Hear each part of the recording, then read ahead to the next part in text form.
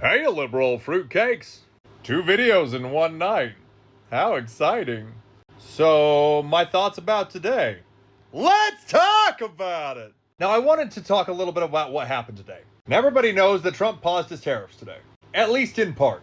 And there are many on the left and the right that say that the stock market is a representation of how good a president is doing.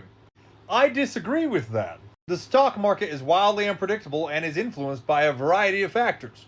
But if that were true, the Dow and the S&P 500 just had their biggest days since 2008, and the NASDAQ just had its best day ever since 2001.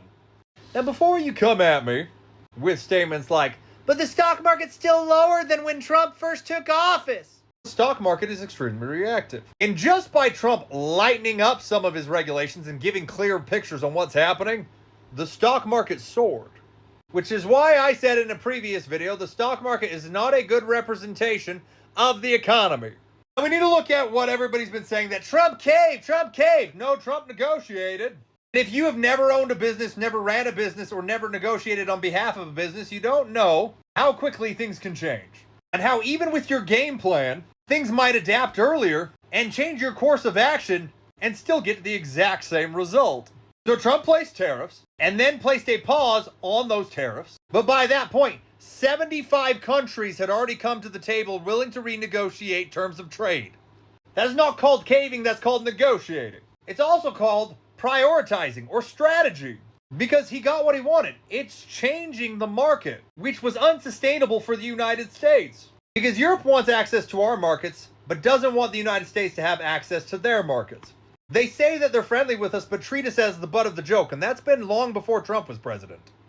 Because I traveled a lot in my lifetime, long before Trump was president, and we've always been treated as the butt of a joke. But Trump got the leverage he wanted, and people came to the table. Things are changing, and they're going to change for the better. I truly believe that. And you're going to say that's being naive. No, it's not. Now, there's an argument going around there that's saying that Trump only did this because of the bonds market. Did you ever think that that was a key feature he was looking for, to know that he had maximum leverage? I believe in giving the benefit of the doubt. People might not like this, but I didn't want Biden to fail, because a failing president is a failing country. And Trump's not failing. Otherwise, the stock market wouldn't have rebounded as quickly as it did, and those countries never would have came to the table.